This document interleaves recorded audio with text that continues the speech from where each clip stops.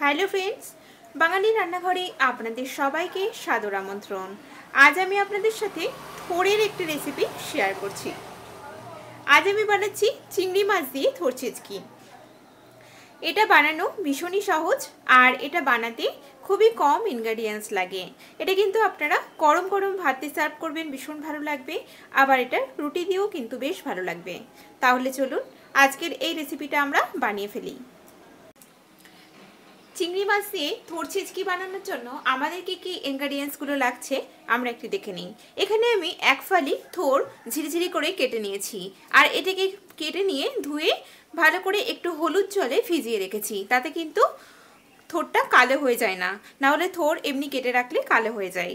এর সাথে লাগছে আমাদের 150 গ্রাম চিংড়ি মাছ ভালো করে বেছে পরিষ্কার করে ধুয়ে রাখা আছে, একটা বড় সাইজের আলু ছোট ডুমো করে কাটা, এখানে আমি 1 টিস্পুন আদা বাটা নিয়েছি, 3টে কাঁচা লঙ্কা চেরা আছে, 1 টিস্পুন জিরে গুঁড়ো, 1 টিস্পুন লাগছে ধনে গুঁড়ো, 1 টিস্পুন নিয়েছি হলুদ গুঁড়ো, আর ফোড়নের জন্য একটা শুকনো লঙ্কা আর 1/4 টিস্পুন গোটা জিরে।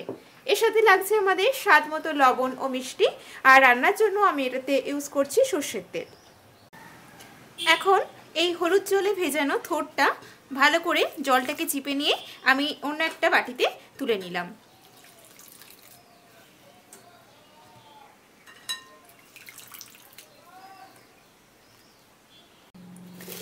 এই থোড়টার মধ্যে আমি একটু সামান্য পরিমাণ 1/2 টিস্পুন মতো একটু লবণ দিয়ে নিচ্ছি। লবণটা দিয়ে একটু থোড়টা চটকিয়ে নিচ্ছি, তাতে থোড়টা অনেকটাই নরম হয়ে যাবে এবং তরকারিটাতে খুব সুন্দরভাবে মিশে যাবে। গ্যাস অন করে দিয়েছি। এখন আমি কড়াইতে 3 টেবিল স্পুন সর্ষের তেল গরম হয়ে গেছে। এখন এর মধ্যে প্রথমেই আলুগুলোকে ভেজে নিচ্ছি। আলুগুলোকে তেলের মধ্যে দিয়ে দিলাম।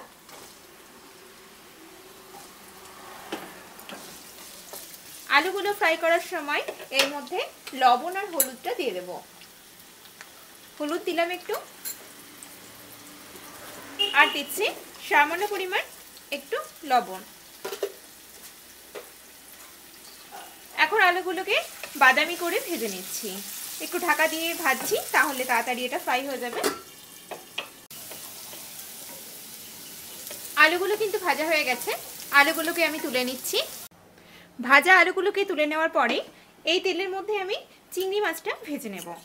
চিংড়ি মাছটার মধ্যে একটু সামান্য লবণ আর একটু হলুদ মাখিয়ে নিয়েছি, দিয়ে দিলাম এগুলো তেলের মধ্যে।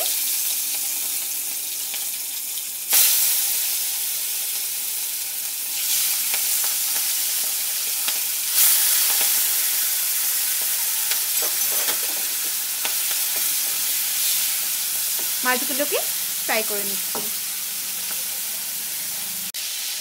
চিংড়ি মাছগুলো ভাজা হয়ে গেছে, এগুলোকে তুলে নিচ্ছি।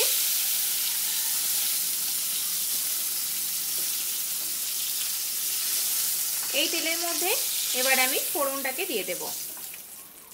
তেলের মধ্যে ফোড়ন দিচ্ছি আমি জিরে আর শুকনো লঙ্কা।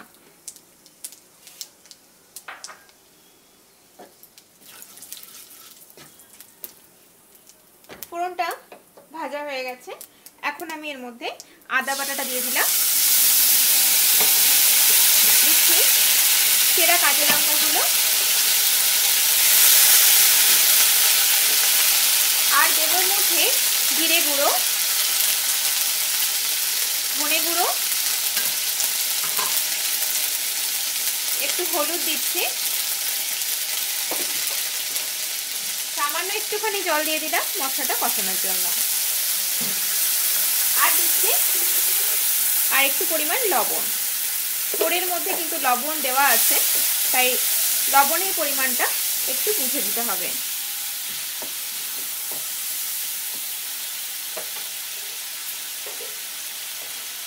মশলাটাকে 1.5-2 মিনিট একটু নেড়ে নিয়ে আমি এর মধ্যে থোড়টা দিয়ে দেব। মশলাটা নাড়া হয়ে গেছে, এখন এর মধ্যে থোড়টা দিচ্ছি।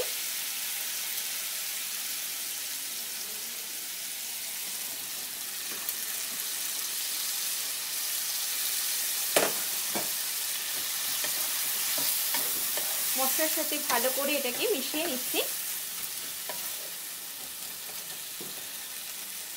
একটু ঢাকা দিয়ে দিলাম 2-3 মিনিটের জন্য। 3-4 মিনিট হয়ে গেছে। এটার আমি ঢাকা দিয়ে রেখেছিলাম, এটা কিন্তু অনেকটাই বেশ সেদ্ধ হয়ে গেছে থোরটা। এবারে এর মধ্যে আমি ভেজে রাখা আলুগুলোকে দিয়ে দিচ্ছি।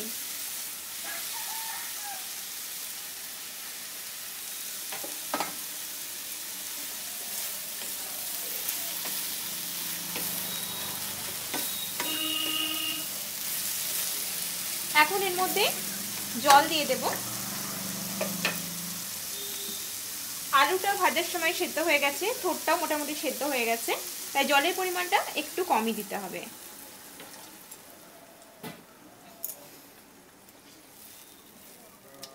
চিংড়ি মাছগুলো দিয়ে দিলাম।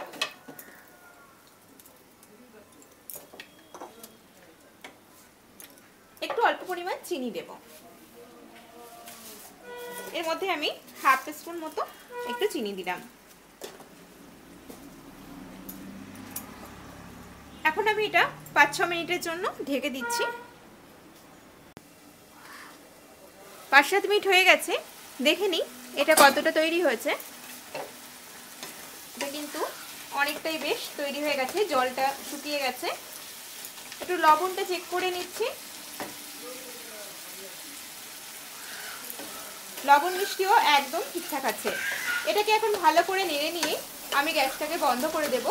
এটা সার্ভ করার জন্য কিন্তু একদম তৈরি হয়ে গেছে।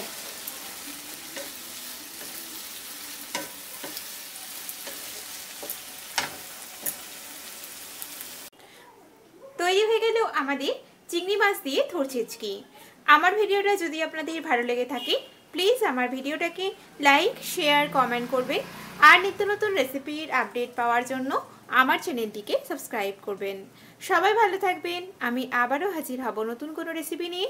নমস্কার।